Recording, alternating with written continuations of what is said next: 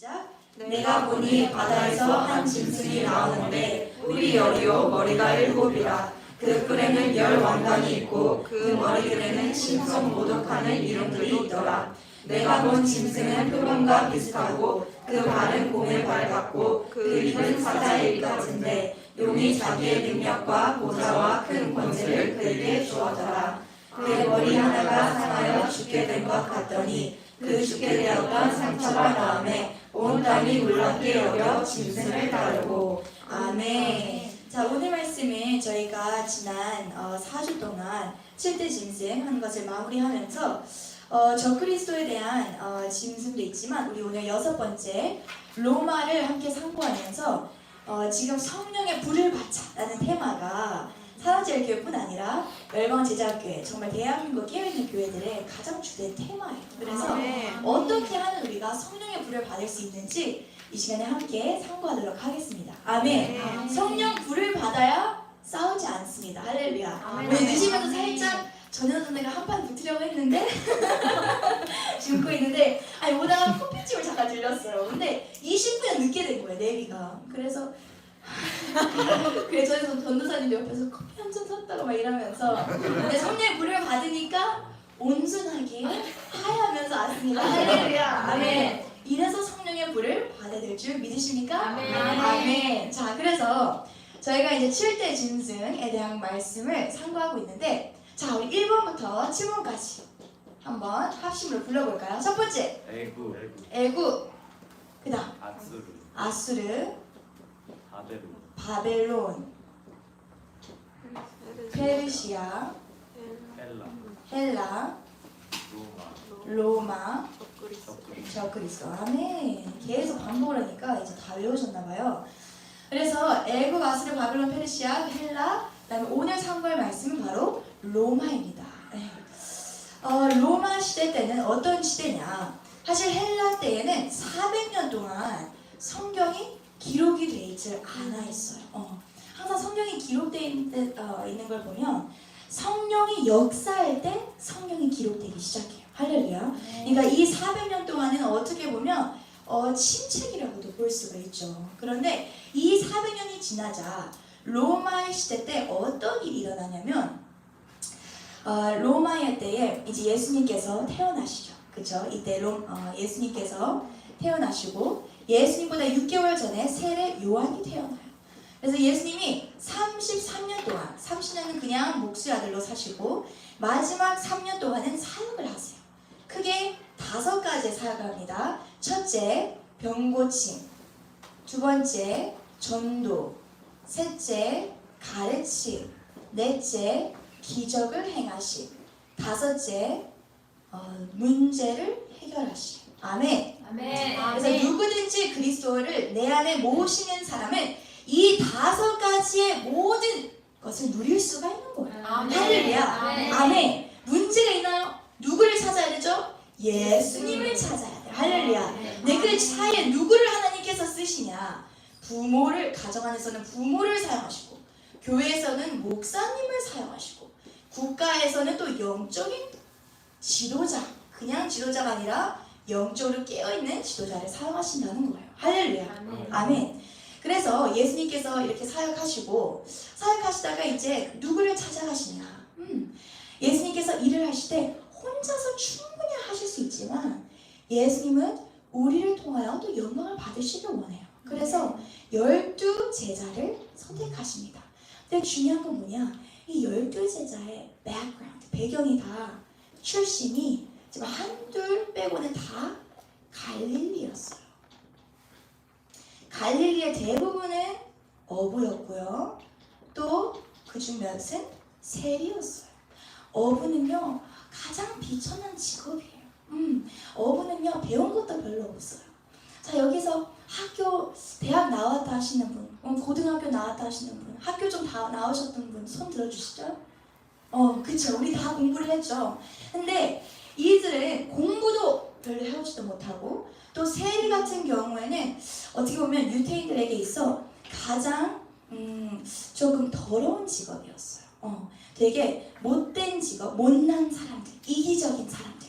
그러니까 어부는 그냥 학업적으로 무시를 받는다면 세리들은 사회적으로 평가를 아주 저질 평가를 받던 사람들이에요. 그래서 이런 사람들, 낮고 천한 사람들을 하나님께서 붙잡아 세우세요. 나중에 이들이 어떻게 죽는지 아세요? 우리가 베드로는 십자가에 거꾸려 매달렸다 이렇게만 알고 있잖아요. 근데 정말 사도 요한 빼고 나머지 모든 11제자 나머지 모든 11제자가 다 순교를 해요. 순교. 근데 어떤 식의 순교냐면 12제자가 어떤 식의 순교냐면 어떤 사람들은 에티오피아의 선교 중에 몸이 반으로 토막으로 썰어요. 그러니까 나무 쏘는 토막으로 반토막이 나고, 또 사도 요한 같은 경우에도 이 기름이 끓는 기름이 가득한 향료에 던짐을 당해요. 근데 기적적으로 피하게 돼요. 그래서 반모섬에 이제 유배를 당하는 건데, 또 그 외에도 어떤 이들은 제가 오늘 이 말씀을 참고를 했는데 몸이 잘리거나 또 이렇게 톱으로 사이에 들어가서 톱으로 잘린다거나, 아니면 칼이 민살 칼이라는 것이 있는데 이게 막 창이랑 칼이랑 갓이랑 여러 가지가 연결된 것으로 정말 두들겨 맞으면서 순교당하는 식으로 오히려 예수 그리스도의 십자가 죽음보다도 더 끔찍한 순교를 하게 돼요. 이건 무슨 뜻이냐? 예수님께서 마지막에 지상 명령 무엇이었죠? 너희는 가서 모든 민족을 제자로 삼으라는 거예요. 그런데 누구든지 예수 그리스도를 믿고 오순절에 성령 세례를 받으면 네가 나보다도 더 큰 일을 한다고 예수님께서 약속을 하셔요. 아멘. 이것은 그냥 예수님의 5가지 사역뿐 아니라 모든 신앙의 꽃인 바로 이 순교까지도 예수님보다도 더 큰 순교를 하게 될 수 있는 믿음이 생긴다는 거예요. 아멘. 그렇기 때문에 여러분이 예수님 믿는 것 그냥 내 신앙을 키우고 여기에서만 하는 게 아니라 이제는 예수님보다도 더 큰 사명을 감당하는 겁니다. 할렐루야. 아멘. 아멘. 아멘. 그래서 오늘 말씀은 로마 시대 때 예수님께서 죽으시고 부활하시고 승천하신 이후에 이 120문도에게 처음은 500이었지만 결국에는 120문도가 오순절 마가의 다락방에서 성령의 세례를 받아요. 그래서 로마는 결국 어떻게 제패하는가? 성령의 세례로 제패한다는 거예요. 아멘. 근데 이 성령의 세례라는 것을 어떻게 제패를 하게 되었는지 이것은 역사적인 책을 찾아보면 우리가 이 이야기를 behind the scene, behind the story를 알 수가 있어요. 자, 어떻게 되냐? 이 120문도가 성령의 세례를 받죠. 방언이 터지기 시작하고 은사가 풀리기 시작해요. 근데 이 120문도가 당시에 아직도 로마 제국 하에 살고 있었어요. 그래서 계속 전도를 하는데 이 로마 시대 때 당시에 티투스 장군이라고 있어요. 티투스 장군. 이 티투스 장군이 이 유태인들까지 이제 말살을 하려고 예루살렘을 찾아가요. 그런데 여기서 두 부류의 유태인들이 등장을 해요. 첫 부류는 성령을 아는, 성령을 체험한, 성령의 불이 임한 120문도와 그들로 인해 전도받은 자들과 성령을 알지 못하는 옛 바리새인, 행위적으로 믿음을 구하고자 하는 유태인들로 둘로 나뉘어요. 그래서 티투스 장군이 와서 이제 우리를 죽인다고 하니까 반응이 2가지가 나타나요. 첫째 반응은 이 유태인들은 어떻게 반응하냐? 막 뜨거운 물을 끓여가지고 막 이 로마 장군들의 머리 막 부어버리고 그리고 막 싸우고 이렇게 나가는데 이 120문도 성도들은 성경 말씀에 이미 로마 당시에 이렇게 티투스 누군가로부터 자기들이 이와 같은 상황에 처할 것을 미리 알고 있었다는 거예요. 할렐루야. 아멘. 이게 지난주 우리가 상고했던 헬라와 페르시아 무엇으로 이겼다고요? 하나님의 말씀으로 이겼어요. 근데 이 하나님의 말씀은 기록된 말씀뿐 아니라 나에게 직접적으로 음성을 들려주시는 성령님의 또 말씀이 있다는 거예요. 아멘. 그래서 성령의 나타나심, 성령의 은사, 성령의 불이 임하는 자들에게는 당시 나에게 어떤 사람이 처하든 어떤 상황이 처하든 어떤 환경이 임하든 그것을 정확하게 하나님의 시선으로 하나님의 초점으로 분석하고 대응할 수가 있는 거예요. 아멘. 아멘. 그래서 이들은 어떻게 하냐? 티투스가 왔을 때 뭐라고 하죠? 오실 분이 오셨습니까? 이 말을 똑같이 하는 거예요. 그래서 티투스 장군이 어떻게 하냐? 이들은 죽여요. 그런데 이들은 포로로 잡아가요. 일단 타이틀상으로 포로로 이제 예루살렘으로 잡아가지만 결국에는 풀어주려고 잡아가는 거예요. 그래서 이 120문도를 비롯한 전도받은 성령의 세례를 받은 자들이 결국에는 예루살렘에서 포로됨에 자유케 해방이 된 이후에 온 유럽에 디아스포라가 되어서 전도하기 시작해요. 아멘. 아멘. 그래서 이 성령 세례로 이 120문도는 살게 되고 그뿐 아니라 결국 이방인의 구원의 구속사 이 역사를 다시 이어간다는 거예요. 할렐루야. 아멘. 그래서 오늘 말씀은 더 나아가 이제 이게 질문이에요. 왜 우리가 성령의 세례를 일단 받아야 하는가? 그리고 성령의 세례를 받는다는 것이 그냥 내가 기도하고 회개하고 주님께 나아가고 예배드리고 이것이 사실은 정답이긴 한데 이것은 어떻게 실질적으로 내 삶에 각자가 사실은 다 신앙의 레벨이 지금 달라요. 그렇다면 오늘 이 저녁에 우리가 이 말씀을 상고할 때 그렇다면 나의 신앙의 레벨 내가 지금 하나님께서 요구하시는 바가 무엇인지 정확하게 깨달아지는 밤이 되시길 축복합니다. 아멘. 그래서 오늘 말씀은 이제 7대 짐승에 이제 더 나아가서 바로 3대 불을 받자라는 말씀이다. 할렐루야. 아멘. 3대 불을 받자. 자, 저도 어렸을 때부터 성령님이 얼마나 중요한지 부모님의 가르침으로부터 제가 이것을 품게 되었어요. 여러분 나중에 자녀를 양육할 때 이걸 어떻게 할 수 있냐면 애가 뭐 신앙적으로 힘들어하는 게 있어요. 그럼 와가지고 애한테 이렇게 해야 돼. 이런 것보다 우리 그럼 같이 앉아서 기도해 볼까? 요한복음 14장 말씀 분명히 우리가 기도할 때 성령님이 모든 것을 가르쳐 주신다고 했어. 우리 시간 한번 물어보자. 성령님 반드시 말씀을 주실 거야. 제가 목사님께 김남 목사님께 그렇게 힘을 받았어요. 할렐루야. 그래서 어렸을 때도 성령님이 뭔가 물질적인 존재, 와 뜨거워 이런 존재가 아니라 어떤 존재냐? 나에게 공감해 주시는 분이구나. 나에게 가르쳐주고 싶어 하시는 분이구나. 되게 친절하신 분이구나. 이렇게 어렸을 때부터 친근함을 우리가 키워줘야 돼요. 할렐루야. 그래서 이 3대 불은 무슨 불이냐? 우리 양준호 목사님도 계속 설교하시고 정강 목사님도 말씀하시는 바로 첫째, 웨일즈의 불. 따라해봅니다. 웨일즈의 불. 웨일즈의 불. 평양의 불. 평양의 불. 아주사의 불. 아주사의 불. 아멘. 자, 이 웨일즈는 어디 있냐? 영국에 있어요. 제가 2년 전에 유럽 선교 갔을 때 한국으로 토마스 선교사를 보내 그 교회를 방문을 했거든요. 근데 오늘날의 영국의 불은 꺼져버렸어요. 성도가 10명밖에 안 돼요. 다 나이 든 할아버지, 할머니. 그런데 당시 웨일즈의 불이 누구에게 떨어졌냐? 요한 웨슬레에게 떨어졌어요. 요한 웨슬레. 우리가 뭐 찰스 피니, 조나단 에드워드, 그리고 요한 웨슬레 이와 같은, 그리고 또 D.L. 무디 이와 같은 유명한 한 시대 한 획을 그은 자들의 삶을 정말로 세심하게 관찰해 볼 필요가 있어요. 아멘. 근데 이 중 한 명이 요한 웨슬레였는데 요한 웨슬레의 이 성령의 불로 인하여 영국과 온 유럽이 다시 대부흥의 역사가 일어난 것입니다. 할렐루야. 반드시 하나님은요 시대가 암울할 때 사람을 선택하길 좋아하세요.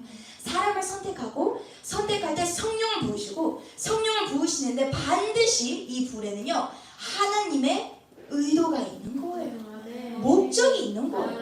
여러분을 밤마다 하나님 훈련시키는 거, 어려운 순종하게 하는 거, 그냥 어렵게 시켜놓고서는 그냥 그래 알아서 살아 이런 게 아니라 여러분의 삶을 통한 목적이 있다는 거예요. 아멘. 그 목적을 반드시 이루세요. 아멘. 너희에게 소원을 두고 행하시는 분이 바로 누구라고요?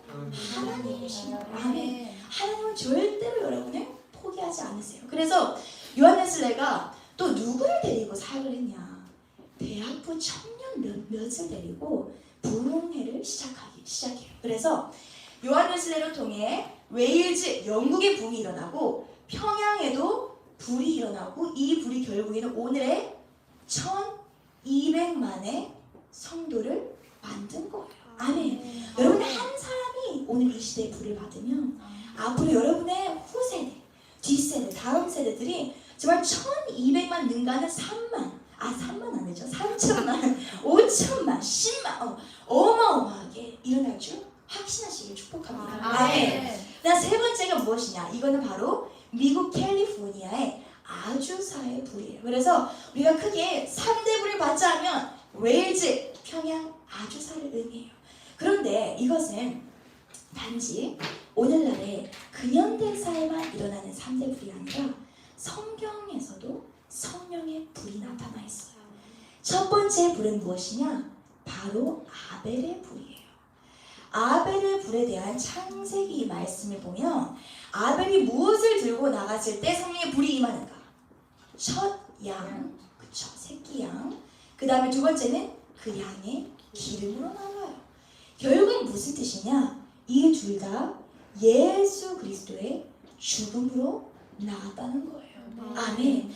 가인은요, 가인과 아벨 무엇을 들고 곡식을 들고 양을 들고 이런 세세한 이런 차이가 아니라 가인은 이미 그 예배 자리에 서기 전부터 마음에 죄가 있었어요.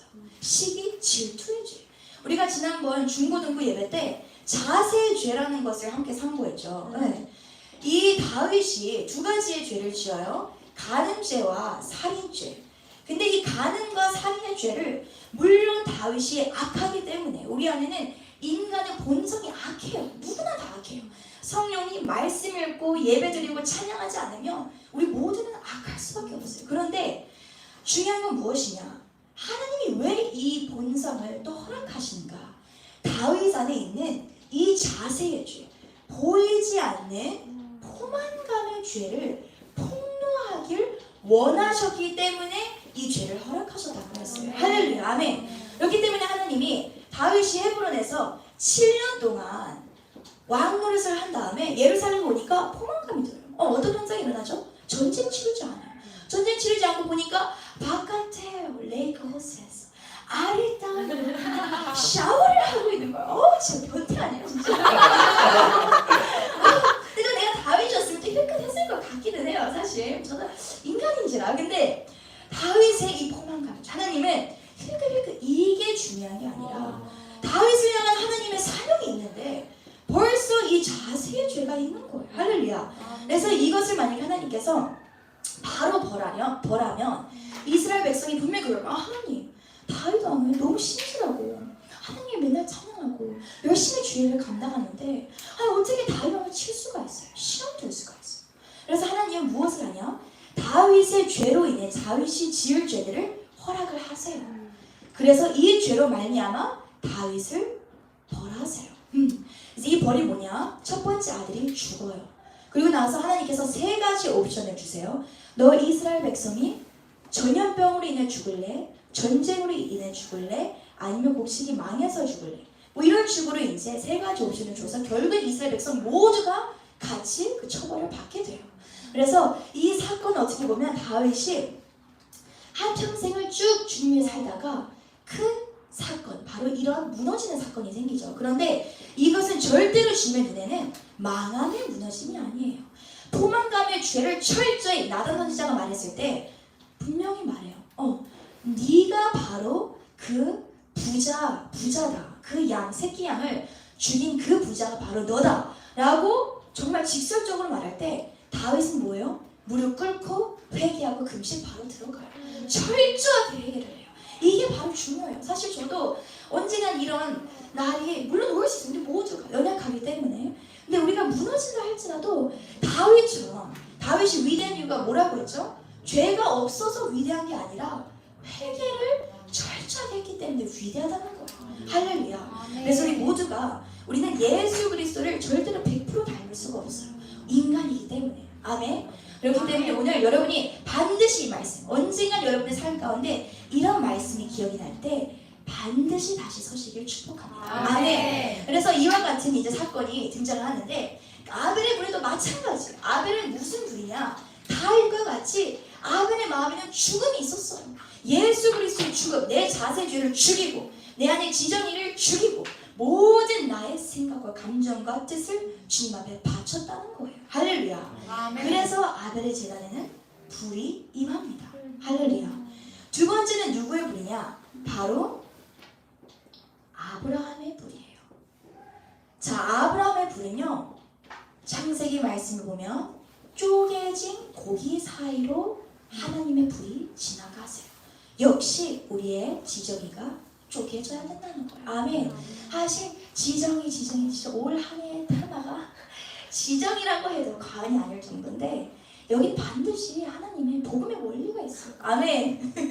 그리고 마저 세 번째는 무엇이냐? 바로 모세의 불입니다. 따라해보시죠. 모세의 불. 모세의 불. 모세의 불은 어디에서 임하냐면 호렙산에서 가시떨기에 임합니다. 자, 모세는 40년을 왕자로 살고 40년을 정말 우울하게 시집살이라고 할 수 있을 정도로 되게 장인 이드로와 아내 십보라에 정말 떠밀리고 정말 눌리는 그런 삶을 살아요. 근데 그런 낮은 자존감, 바닥대로 바닥을 친 이 모세에게 하나님께서 모세가 잘난 거 하나도 없고 잘한 것 하나도 없는데 성령의 불로 찾아오세요. 왜 그러냐? 하나님 우리에게 불을 주기를 원하시는 이유가 목적이 있기 때문이에요. 아멘. 모세에게 불이 임한 이유는 무엇이냐? 모세를 통하여 하나님은 출애굽을 하고 싶으셨던 거예요. 할렐루야. 아멘. 나에게 성령님께서 불을 주시는 이유, 말씀의 자리에 세워주시는 이유, 찬양의 자리에 세워주시는 이유, 사역을 주시는 이유는 나의 어떤 보여지는 것. 사실 저도 어쩔 때 말씀을 전하다 보면 말씀을 준비할 때 이 말씀을 통해 정말 은혜 받는 걸 느껴야 될 텐데 이게 아니라 정말 생명을 살리는 것이 목적인 거예요. 아멘. 무엇이든지 나의 불의 목적, 예배의 목적, 말씀을 배우는 목적, 사람을 살리는 것. 할렐루야. 아멘. 이 애굽 세상으로부터 분리를 시켜 이 한 영혼을 가나안 땅 곧 천국에 이룰 수 있도록 내가 이 길이 되자, 섬기자, 하나님 미랄이 되자. 이게 바로 불을 내가 사모하는 목적이라는 것입니다. 아멘. 그래서 우리가 이 여러 가지 불의 테마들이 있는데 성령의 불을 받는 원리를 가장 구체적으로 너무 구체적이어서 더 이상 질문할 수가 없을 정도로 가장 구체적으로 설명하고 있는 성경의 말씀이 있어요. 이게 무엇에 대한 말씀이냐? 바로 성막에 대한 말씀이에요. 자, 우리 함께 성막을 다 같이 그려보도록 할게요. 자, 성막에는 지성소, 성소, 분향단, 떡상, 촛대, 물두멍, 번제단, 문, 그리고 기둥들이 있어요. 그리고 사방으로 이제 이스라엘 지파가 12지파가 위치가 되어 있죠. 자, 우리가 성막을 생각할 때 그리스도와의 연합이라고 하는 이유가 있는 거예요. 성막을 생각할 때 오늘은 이제 다음 주가 이제 마지막으로 말씀을 이제 3대부를 반차를 마무리할 건데 오늘은 첫째 성막의 기둥, 둘째 성막으로 들어가는 휘장문, 셋째 번제단, 넷째 분향단, 그리고 여섯째 바로 떡상까지 말씀을 전해보려 합니다. 오케이. 그래서 오늘 이 말씀을 통해 여러분이 그냥 이것을 추상적으로 생각하는 게 아니라 삶에는 지혜가 필요하듯이 신앙에도 지혜가 필요해요. 내가 지금 이 말씀을 듣기 전에 내 삶에 지금 어떤 문제가 있을까? 한 주간 김남 목사님 말씀을 들으면서 내가 깨달은 것, 또 내가 실천을 하려는데 또 안 되는 부분들, 이걸 다 총집합을 해서 이 말씀을 들을 때 저게 나구나. 저게 내 삶에 부족하기 때문에 내가 이렇게 무너지구나. 내가 이렇게 더디구나. 내가 답답하구나. 이것을 반드시 깨닫는 성령의 지혜가 이 시간에 임하시길 축복합니다. 아멘. 그래서 첫 번째는 바로 우리 무엇이라고요? 기둥이 되자. 기둥이 되자. 오케이, 따라해봅니다. 기둥이 되자. 기둥이 되자. 자, 우리 기둥이 되자 할 때 기둥에는요 우리가 어디 말씀이 나와 있냐? 열왕기상 7장 21장 말씀에 21절 말씀에 7장 21절에 이 기둥들의 성스레 이름이 나와 있어요. 근데 이 열왕기상의 말씀은 이제 솔로몬 성전에 들어갈 때 두 개의 기둥이 있다고 나와 있어요. 왼쪽의 기둥이 바로 보아스고요. 오른쪽의 기둥이 야긴이라는 뜻이에요. 자, 보아스와 야긴인데 이 성막의 기둥들 역시도 보아스와 야긴의 기둥들입니다. 자, 우리 한번 읽어볼까요? 열왕기상 7장 21절 말씀. 우리 한번 찾아볼게요. 열왕기상 7장 21절 말씀.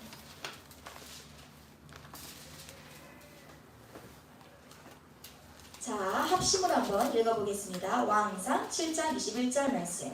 시작. 이 두 기둥을 성전의 주랑 앞에 세우되 오른쪽 기둥을 세우고 그 이름을 야긴이라 하고 왼쪽의 기둥을 세우고 그 이름을 보아스라 하였으며.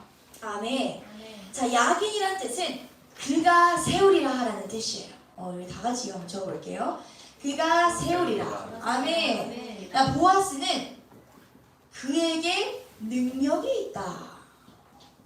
자, 왜 성소로 들어갈 때, 성막으로 들어갈 때 이 보아스와 야긴의 기둥이 필요할까요? 전 이걸 한번 묵상을 해봤어요. 왜 우리가 주님을 알려고 할 때에 그에게 능력이 있다. 그가 세우리라. 이건 결국 처음에 어떤 고백으로 나가냐면 결국에는 어떤 고백으로 이어지냐면 내가 세우리라 라는 게 들어가는 거예요. 내 안에 주님이 계시니까 내가 할 수 있다. 내게 능력이 있다 라는 것인데 왜 어떤 사람은 신앙생활을 시작할 때 예를 들면 똑같이 어려운 상황이 닥쳐요. 그러면 어떤 사람은 난 해낼 수 있어. 난 이걸 이겨낼 수 있어. 이런 할 수 있어. 하면 돼. 해보자. 이런 정신이 있고 어떤 사람들은 나는 못해. 못해. 이거 못해 저거 못해 다 못해. 이런 마음 가지고 있는 거예요. 근데 이거는 신앙의 차이도 물론 있겠지만 영적인 근력이라고 생각해요. 영적인 근력.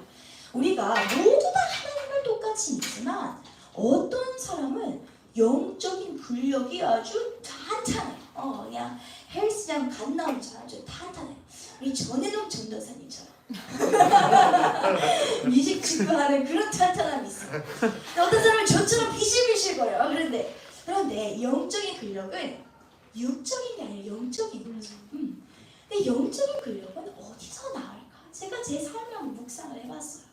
왜 하나님은 또 은혜를 베풀어 주셔서 내가 하나님께 나아갈 때 사실 저는 항상 뻔뻔한 믿음이 있었거든요. 내가 뻔뻔했어요. 나도 내가 왜 뻔뻔한지 모르겠어요. 근데 사람들이 그걸 믿음으로 봐주더라고요. 근데 나중에 보니까 이게 믿음이 맞아. 하나님 안에 자신감이 있는 거야. 하나님을 도와주셔. 안 도와주실 수가 없어. 이런 게 있어요. 할렐루야. 근데 이거는 이유가 있어요. 우리 한번 오늘 말씀 어디에 볼 거냐면 히브리서 12장 한번 볼게요. 히브리서 12장 8절에서 15절 이 합심하면서 읽어보도록 할게요. 히브리서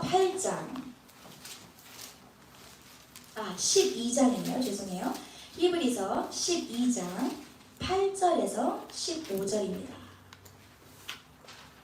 자, 8절에서 15절 합심으로 시작. 징계는 다 받는 것이거늘 너희에게 없으면 사생자여 친아들이 아니니라. 또 우리 육신의 아버지가 우리를 징계하여도 공경하였거든 하물며 모든 영의 아버지께 더욱 복종하며 살려 하지 않겠느냐. 그들은 잠시 자기의 뜻대로 우리를 징계하였거니와 오직 하나님은 우리의 유익을 위하여 그의 거룩하심에 참여하게 하시느니라. 무릇 징계가 당시에는 즐거워 보이지 않고 슬퍼 보이나 후에 그로 말미암아 연단 받은 자들은 의와 평강의 열매를 맺느니라. 그러므로 피곤한 손과 연약한 무릎을 일으켜 세우고 너희 발을 위하여 모든 길을 만들어 저는 나를 하여금 어그러지지 않고 고침을 받게 하라. 모든 사람과 더불어 화평함과 거룩함을 따르라. 이것이 없이는 아무도 주를 보지 못하리라. 너희는 하나님의 은혜에 이르지 못하는 자가 없도록 하고 또 쓴뿌리가 나서 괴롭게 하여 많은 사람이 이로 말미암아 더럽게 되지 않게 하며. 아멘. 아멘. 자, 문제를 피하는 사람 그리고 하나님 안에 있어 자신감. 하나님 아버지가 나의 아버지인데 왜 내 삶은 자신감이 없을까? 왜 힘이 빠질까? 기쁨이 없을까? 여기에는 오늘 본문 말씀을 보면 두 가지 이유가 있어요. 결국에는 무엇이냐? 우리의 신령 가운데에 하나님 아버지가 나의 아버지로 와닿지 않는다는 거예요. 이유가 두 가지가 있어요. 첫째는 용서하지 않기 때문에, 둘째는 내 안에 쓴뿌리가 있기 때문이에요. 사실 이 두 가지는 똑같은 테마인데 영적인 근력은 내가 하나님 아버지를 나의 아버지로 모실 때 내가 비록 갓난아기여서 말씀을 잘 모르겠고 기도가 방언이 샬라샬라 아름답게 안 나온다 할지라도 하나님이 나를 사랑하면 이 아기도 부모의 따뜻함을 느껴요. 아멘. 그럼 이 아기가 넘어져도 나를 일으켜 세워줄 하나님에 대한 신뢰가 가는 거예요. 아멘. 근데 왜 우리가 이게 없냐? 하나님을 아버지로 바라보지 못하는 데 이유가 있다고 했어요. 모든 사람과 더불어 화평함과 거룩함을 따르라. 이것이 없이는 아무도 주를 보지 못하리라. 아멘. 여기는 성령 불을 받아야 주를 보다 이런 말씀이 아니라 아무리 내가 성령으로 가득하다 할지라도 내 안에 성령이 주시는 그 불로 말미암아 나의 쓴 뿌리, 관계의 쓴 뿌리를 해결하지 않고 사람을 용서하지 않으면 내 안에는 절대로 하나님 아버지를 볼 수가 없다는 거예요. 아멘. 그래서 제 안에도 왜 하나님 아버지에는 이 따뜻함이 있냐? 부모의 영향이 가장 커요, 사실은. 부모의 영향으로 인해 사실 첫째는 무엇이냐? 사랑. 부모의 사랑. 여러분이 나중에 부모가 될 때, 우리가 이제 점점 더 나이를 먹고 있잖아요. 부모가 될 때 부모의 육신적인 사랑을 하나님은 되게 중요하게 생각하세요. 부모의 육신적인 사랑으로 인해 부모만 훈련시키는 게 아니라 자녀에게도 이게 되게 중요한 영향을 끼친다는 거예요. 아멘. 두 번째는 뭐냐? 교회 안에서 영적인 리더로부터 제가 정말로 청소년 때에 가장 많이 훈련받은 게 이 두 가지 훈련이었어요. 여러분을 다 만나기 전에 중학생의 양메리는 엄마랑 앉아서 성령님께 물어보자. 네, 성령님 이런 작업이 반드시 있어야 된다는 거예요. 아멘. 내가 잘나서가 아니라 성령님이 깨닫게 하시기 때문에 쓴뿌리가 해결이 되고 사람이 용서가 되니 그때마다 하나님의 사랑이 새롭게 채워진다는 거예요. 아멘. 그래서 이것이 우리가 기둥이 되자. 야긴과 보아스 그가 세우리라. 왜 내가 하나님에 대한 이로 말미암아 어떤 믿음의 고백이 나오냐? 이제는 하나님은 나를 도와주실 분이야. 내 아버지야. 그러면 그가 반드시 세울 거야. 그 뜻은 뭐냐? 난 할 수 있어. 아멘. 또 무엇이냐? 그에게 능력이 있어. 하나님의 능력이 있는데 하나님은 예지를 너무 사랑해. 반드시 도와줄 거야. 그 어떤 고백이 나와? 예지가 집에서 그래 난 할 수 있어. 난 이거 엎어치기해서 이겨낼 거야. 할렐루야. 아멘. 야긴과 보아스는 무엇이냐? 모든 신앙생활 또 삶에 있어 모든 일을 할 때는 반드시 나는 할 수 있어. 내게 능력이 있어. 내가 세우리라. 이런 고백이 있어야 돼. 그래서 예를 들면 정광 목사님 이런 말씀하세요. 예수왕국 복음동에 누가 세우실 겁니까? 그러면 저도 크게 목적어 외쳐요. 내가 세우리라. 아멘. 여러분 예수왕국 복음동에 누가 세울 겁니까? 내가 세우리라. 아멘. 진짜 내 마음에 뜨겁게 와닿아야 돼. 아멘. 근데 내가 세우리라? 이거는 아니 아직 야긴 보아스가 필요한 거야. 할렐루야. 여러분이 교회 안에서 양육받을 때 이 두 가지가 제일 중요해요. 성막에 들어가는 원리도 있지만 탄탄한 기둥을 갖고 신앙생활하는 사람과 기둥이 비실비실한 사람은 교회를 다니고 예배를 드리고 막 불체험을 해도 픽픽 쓰러져요. 사람들이 막 쓴소리 들으면 에이씨 때려치워. 내가 이러려고 여태까지 올 줄 알았어요. 막 이런 식으로 분열을 또 교회 안에서 일으켜요. 아멘. 우리 모두는 사명자고 사역자이기 때문에 기둥을 탄탄히 세우는 이 시간을 절대로 귀찮게 여기거나 불편히 여기거나 아니면 왜 이렇게 느려 터져 절대로 그렇게 생각하지 않으시길 축복합니다. 아멘. 전 중학교 때부터 지금 7년 10년 넘게 했는데 여러분들 지금 몇 년 되셨습니까? 지금 계속으로 가고 있는데 할렐루야. 아멘. 인내하며 승리하시길 축복합니다. 아멘. 자 이제 세워진 이 성막. 그 다음에는 어떤 과정이 있는가? 두 번째, 이 세마포로 된 이 성막 휘장문을 지나가게 됩니다. 이 성막 휘장문을 우리는 무엇이라고 일컫냐면 구원의 문이라고 해요. 구원의 문. 성막을 들어가는 이 첫 발걸음은 무엇이냐? 바로 예수님을 아는 것입니다. 아멘. 구원의 문은 누구냐? 예수를 아는 거예요. 근데 보세요. 사실 누가 예수를 성경에서 제일 잘 알았냐면 제자 중에 시몬 베드로라는 사람이 있었어요. 예수님이 어느 날 제자들에게 이렇게 물어봐요. 얘들아 사람들이 나를 보고 누구라고 하느냐? 나를 무엇이라고 부르냐? 다른 제자들은 대답을 잘 못해요. 엘리야라고 하고요. 선지자 선생님이라고 합니다. 근데 베드로는 정확하게 캐치해요. 왜냐?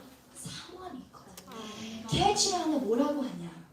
주는 그리스도시요 살아계신 하나님의 아들이십니다. 아멘. 예수님을 안다는 것은 그냥 예수님이 십자가에 못 박혀 나의 죄를 위하여 죽으셨습니다.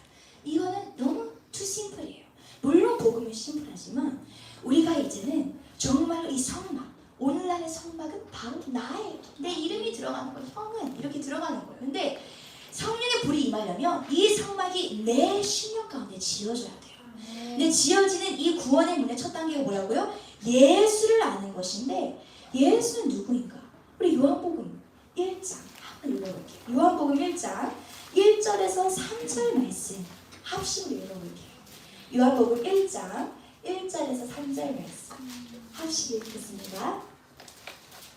자, 시작. 태초에 말씀이 계시니라. 이 말씀이 하나님과 함께 계셨으니 이 말씀은 곧 하나님이시라. 그가 태초에 하나님과 함께 계셨고 만물이 그로 말미암아 지은 바 되었으니 지은 것이 하나도 그가 없이는 된 것이 없느니라. 아멘. 자, 여러분 태초의 말씀, 이 말씀은요 밑에 여러분 성경에 1하고 써 있는데요. 밑에 보면 헬라어로 로고스라고 나와 있어요. 로고스가 뭐냐? 당시 헬라인들이 예수님을 알기 이전에 헬라인은 되게 똑똑한 지식인들이었어요. 근데 세상을 살다 보니까 이 철학가들이 모여가지고 이제 얘기를 하는 거예요. 밤새도록. 이 정말 이 세상은 어떻게 오게 되었을까? 막 타고 가다가 물질이 나오고 가스들이 나오고 하다가 결국에는 알 수 없는 뭔가 힘, 뭔가의 세력으로부터 빵 이게 나왔다. 이렇게 이제 결론을 맺어요. 근데 그걸 뭐라고 했냐? 이 알 수 없는 파워, 이 force를 로고스라고 해요. 근데 이제 어느 날 이제 바울이 전도를 하는데 아니 이들이 계속 로고스라고 하니까 지혜롭게 뭐라고 하냐? 너희들이 믿는 이 로고스가 우리 히브리 언어로는 그리스도, 예수라고 해. 근데 이 로고스가 실제로 이 땅에 오신 적이 있다? 그러니까 헬라인이 뻥간가 봐. 실제 온 적이 있다고? 그래 실제 와서 이런 일들을 하셨어. 그럼 어디 계신데 지금? 지금은 근데 우리의 죄를 위해 십자가에 죽으셔서 하나님 승천을 하셨어. 헬라인들이 탄식하고 어떡해. 우리 지금 끝났어. 우리 어떻게 만난 적도 없는데. 거기서 이제 전도가 들어가는 거죠. 누구든지 믿으면 예수님께서 구원을 주시고 성령의 세례를 주신다. 아멘.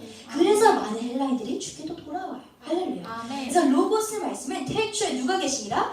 그리스도가 계시니라. 이 말씀인 거예요. 아멘. 그러니까 그 창조주 하나님, 예수님은요 창조주 하나님이에요. 우리가 삼일째 생각할 때 막 하느님, 예수님, 성령 이렇게 생각하는 게 아니라 동등하다는 거예요. 할렐루야. 근데 그 창조주 하나님이 지금 재윤이 심령 가운데 있다는 거예요. 할렐루야. 빛이 있으라 하였더니 빛이 생겨버렸어요. 그 하나님이 지금 다윗장에 안에 있다는 거예요. 아멘. 내가 예수님 영접하자마자 어떤 사람은 예수님 영접해놓고서는 마음대로 육신적으로 살아요. 그거는 진짜 어떻게 보면 사기당하는 사람이에요. 예수님을 내가 영접했는데 나는 왕, 제사장, 선지자 3대 직분으로 살아갈 수 있는 능력이 생긴 건데 허우적대면서 사는 거예요. 아멘. 지혜로운 신부가 되시길 축복합니다. 아멘. 그래서 예수라는 것은 무엇이라고요? 창조주 하나님이 그 본체 하나님이 내 속에 안 계신다, 계신다? 계신다. 계신다. 아멘. 아멘. 그리고 이것을 인정하고 믿는 자에게 역사가 나타나는 것입니다. 아멘. 아멘. 그 다음은 이제 무엇이냐? 예수를 알고 우리가 하나님께서 그리스도와 연합을 할 때 가장 먼저 꼭 하게끔 하는 것이 있어요. 이게 무엇이죠? 아야 아파요. 번제단입니다. 주여. 이게 육신적으로 아플 때가 사실 더 나을 때가 나을 것 같기도 싶을 정도로 이 번제단 나의 지정의를 죽이는 것은 나의 육신을 치는 것과 같은 고통이에요.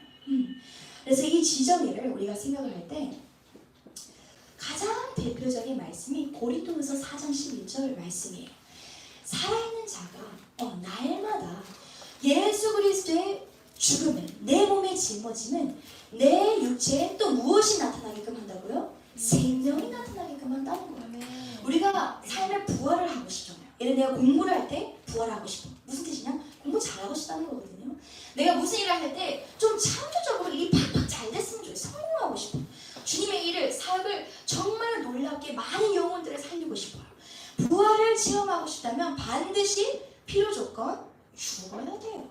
할렐루야. 아멘. 이 죽음 고린도후서 4장 11절 말씀 너무 중요한데 이 번제단에는 또 중요한 인물이 한 명 나타나요. 번제단을 사람이 가서 그냥 먼저 찔러 죽이는 게 아니라 찔러 죽이고 회개하고 한 다음에 누가 이 제사를 집행하죠? 제사장이 집행해요. 오늘날의 제사장 누구죠? 우리 형은 간사님인가요? 아니죠. 야멘 간사 아니에요. 누구예요? 목사님이에요. 자, 이 번제단에도요 영적인 하나님은요 놀라운 원리를 가지고 계세요.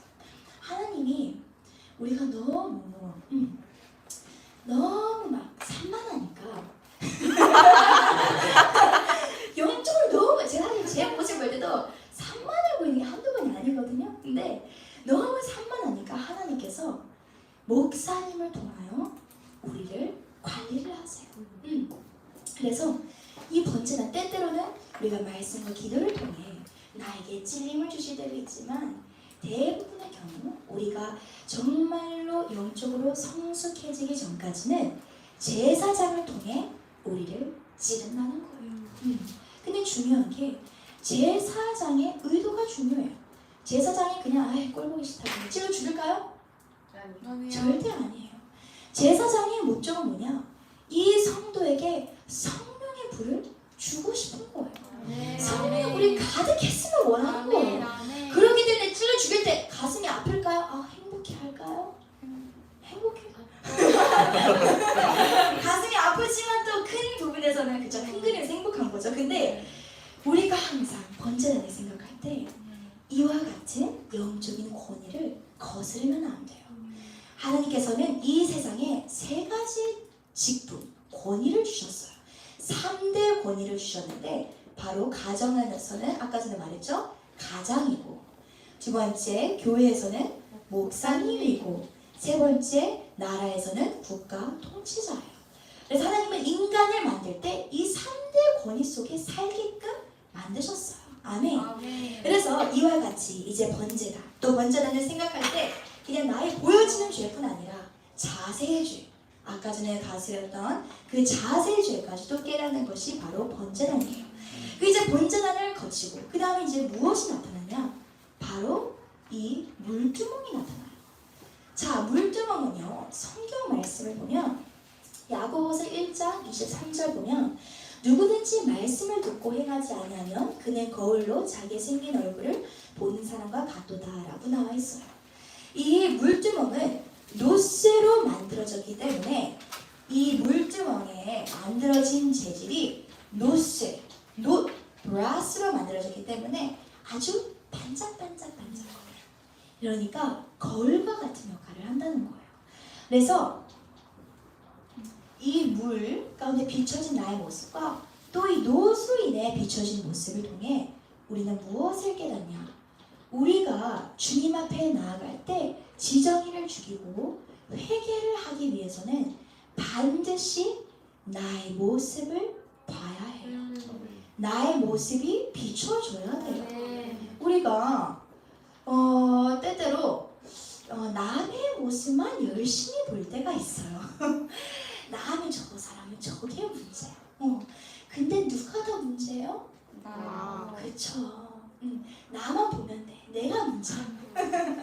내가 문제야. 저 사람보다 내가 더 문제인데 나의 모습이 그냥 세상적인 가치관으로 내가 뭐 잘못된 거를 보는 게 아니라 이게 무엇을 의미한다고요? 말씀을 의미한다는 거예요. 우리가 말씀을 읽을 때 하나님의 사랑도 느끼지만 또 내 안에 죄된 모습을 발견하는 기능이 바로 하나님의 말씀이에요. 아멘. 그리고 두 번째 뭐냐? 나의 모습이 비춰졌다면 이제는 예수 그리스도의 피로 깨끗이 씻음 받은 것을 믿어야 돼요.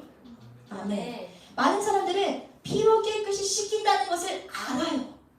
근데 알고 나서 그것을 믿지를 못해요. 제가 그랬어요. 죄를 짓고 나서 그때 그랬잖아요. 그 불교절에 가가지고 하필 또 여기 체험학습을 불교절에 간 거예요. 그래서 목사님 딸이 108배를 아주 모범생답게 제가 하나 제대로 하잖아요. 그래서 제대로 108배를 각도까지 맞췄거든요. 믿지 않는 세상 사람들과 함께 108배를 드리고 나서 딱 끝나고 보니까 재영이는 그때 안 친했어요. 근데 재영이 이제 안 친했는데 사실 재영이가 자기 고백이에요. 그때 교회를 열심히 안 다녔대요. 근데 걔는 안 드린 거예요. 108배를. 나는 목회자 다니고 매일 교회 다니는데 이걸 드리고 나서 이제 어떤 느낌이냐. 내가 그동안 다 쌓은 이 모든 주님께 드린 나의 헌신이 난 다 무너졌구나. 하나님 절대로 다시 쓰시지 않을 거야. 나는 망가질 대로 망가졌어. 제가 더 크게 쓰임 받겠다. 그러니까 그 하나님의 나를 위해 쓰면 욕심이 있으니까 더 철저히 이제 무너지는 거예요. 너무 비참하. 그래서 거기서 이제 하루 금식을 해요. 좀 마음이 이제 육신이 약해서 3일까지는 못하겠고 하루 정도 있다. 하루 대로 최선을 다해서. 근데 또 불교 저희를 야채밖에 안 줘요. 그래서 괜찮았어요. 근데 이제 하루 동안 이제 금식을 하면서 재영이 말로는 피셜로는 이제 그때 쟤는 왜 저럴까?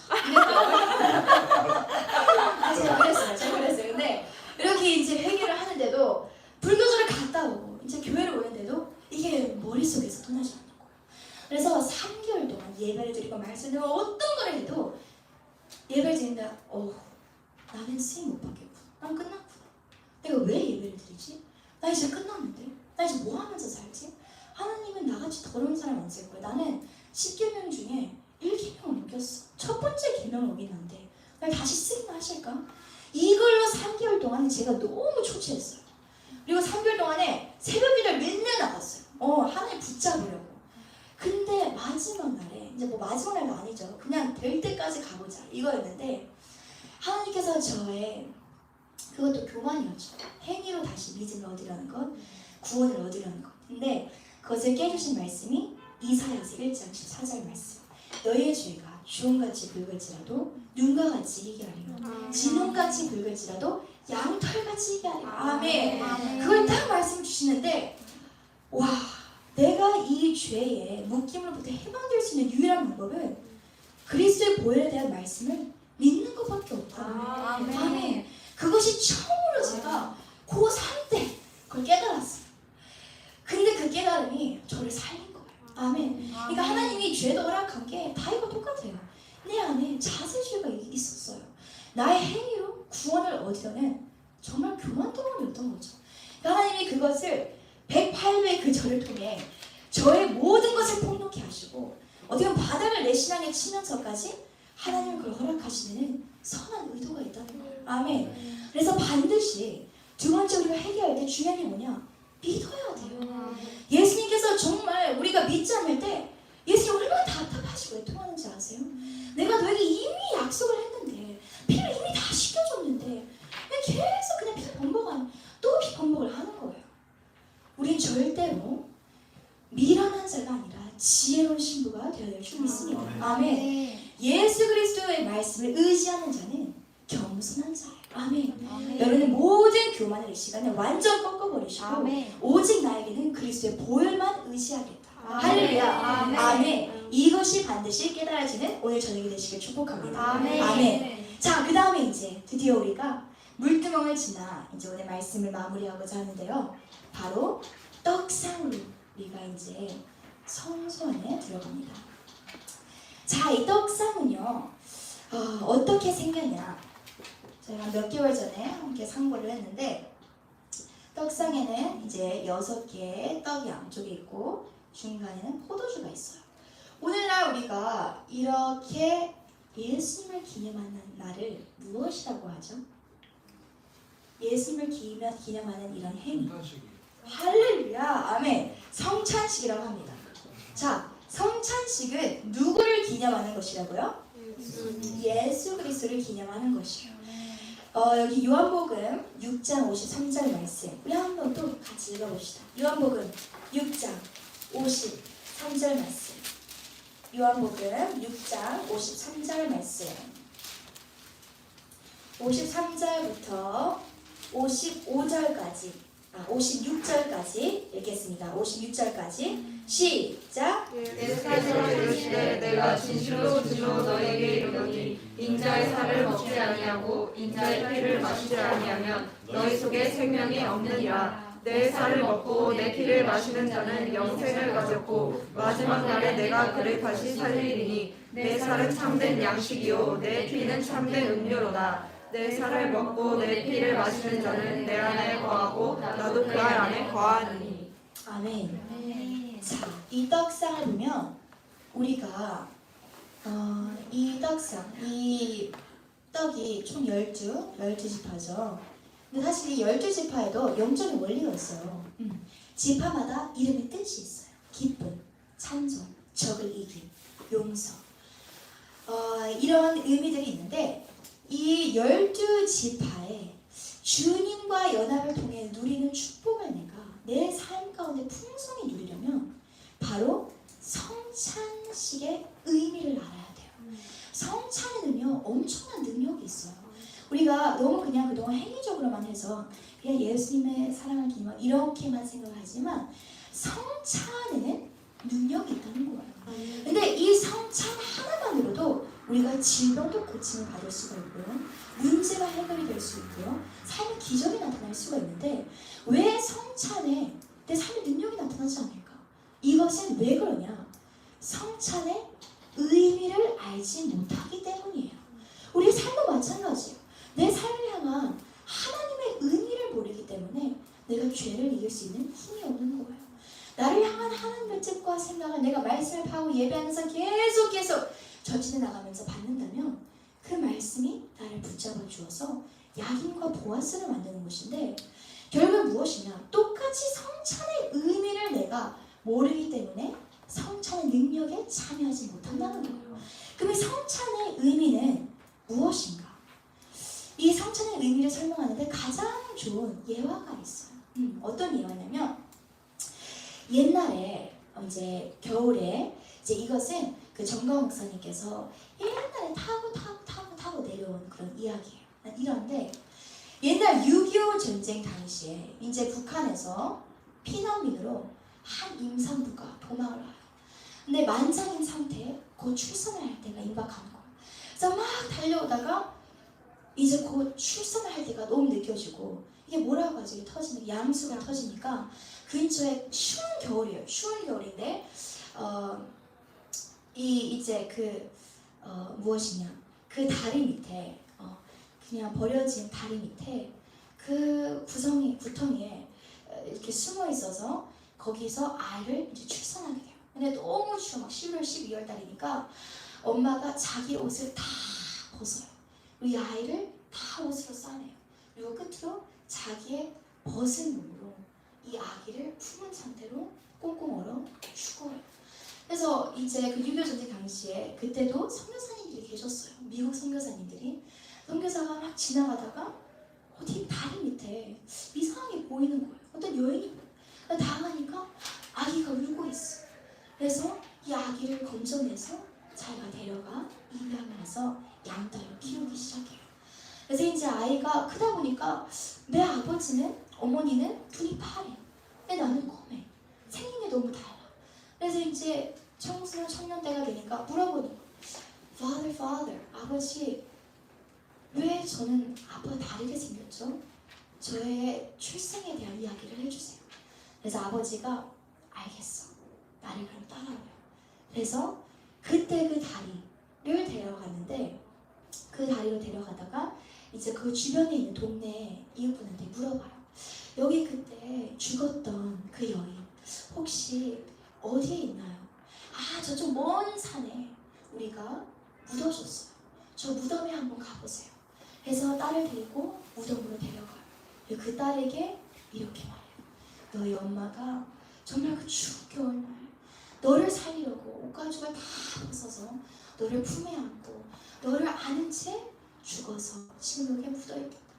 그래서 이 딸이 그걸 듣는 순간 오해를 하기 시작해요. 어머니 저를 위해 그렇게 죽으셨다니. 폭풍 눈물을 흘리기 시작하는 거예요. 아버지 저는 돌아갈 수가 없습니다. 오늘 전 여기서 어머니의 무덤을 아는 채 여기서 한번 찾아가겠습니다. 이런 고백을 이 딸이 해요. 이게 바로 예수 그리스도를 대하는 우리의 마음가짐이에요. 근데 많은 사람들은 이제 신앙생활을 계속 하다 보면 이런 반응을 해요. 너의 어머니의 무덤이란다라고 하면 아, 그렇군요. 다 끝났어요, 아빠? 오케이, 우리 갑시다 하고 그냥 가버려요. 우리가 날마다 예배 안에 이 성찬의 능력에 참여하는 것은 예수님께서 나의 허물을 위해 찔림을 당하셨다는 것. 아멘. 나의 모든 죄악 때문에 상함을 당하셨다는 것. 나의 모든 이런 피투성이 더러운 것들 때문에 십자가에 처절히 못 박혀 죽임을 당하셨다는 것. 이것을 생각할 때 내가 예수 그리스도의 피에 날마다 적셔 있어 눈물의 고백이 나오고 눈물의 이 가슴에 울림이 있는 것이 바로 성찬의 능력이라는 것이에요. 아멘. 항상 우리가 예수님을 생각할 때 신앙생활에 있어 모든 문제를 해결할 때는 back to Christ, 예수 그리스도로 돌아가야 돼요. 아멘. 내게 능력 주시는 자 안에서 내가 모든 것을 할 수 있는 거예요. 아멘. 그래서 오늘 말씀을 마치면서 우리가 날마다 내 가슴에는, 우리 가슴에는 예수 그리스도의 보혈이 적셔 있어야 돼요. 우리가 예수 그리스도의 보혈을 적신 만큼 성령의 불도 나타나는 거예요. 아멘. 성령의 불은 아무런 예수님에 대한 감상, 예수님에 대한 사랑, 감격도 없는 상태에 그냥 옛다고 던져지는 게 아니라 예수의 사랑이 너무 뜨거워, 너무 감사해, 너무 감격해. 어떻게 나 같은 사람에서 이렇게 죽으실 수가 있지? 그 감격의 눈물이 막 쏠릴 때 주여 부르짖음의 기도가 나오기 시작해요. 주여 너무 감사합니다 하면서 방언이 터지기 시작하고요. 방언이 터지기 시작하면서 내 안에 뜨거운 게 느껴지기 시작해요. 정말로 육체적으로 내 가슴이 뜨거워지는 게 느껴지고 그 뜨거움과 함께 성령의 불이 나타나는 거예요. 할렐루야. 아멘. 절대로 우리가 성령의 불을 생각할 때 물질적인 게 아니에요. 물을 붓는다, 불을 지핀다 이런 차원이 아니라 예수 그리스도의 찔림은 뭐 때문이라고요? 나의 허물 때문이라는 거예요. 그 고백에 대한 감격, 눈물이 나와야만이 성령의 불이 임하는 줄 여러분 믿으시길 축복합니다. 아멘. 그래서 이 시간에 저희 감주해 주시면 찬양할 것인데 오늘 말씀 신령 성전, 성막이 나의 삶 가운데 이와 같이 세워질 때에 내 삶 가운데 성령의 나타나심이 이루어진다는 것을 여러분 확신하시길 축복합니다. 아멘. 우리 시간에 몇 장을 함께 찬양할 것이냐면 103장 함께 찬양할게요.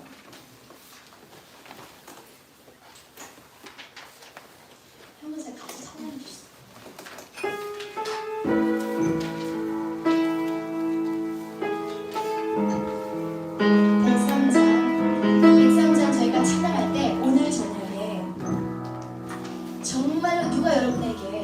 여러분은 언제 예수님을 인격적으로 체험하셨습니까? 라고 했을 때 옛날에 체험했던 예수님이 아니라 오늘 이 시간에도 다시 주님 그 첫사랑을 회복하게 하세요. 근데 어떤 이들은 아예 첫사랑을 회복한 적이 없을 수도 있어요. It's okay. 오늘 이 저녁이 그 예수 그리스도의 첫사랑을 회복하시는, 찾으시는, 체험하시는 이 저녁이 되시길 축복합니다. 아멘. 우리 함께 103장 예수 믿음을 힘입어 함께 찬양하겠습니다.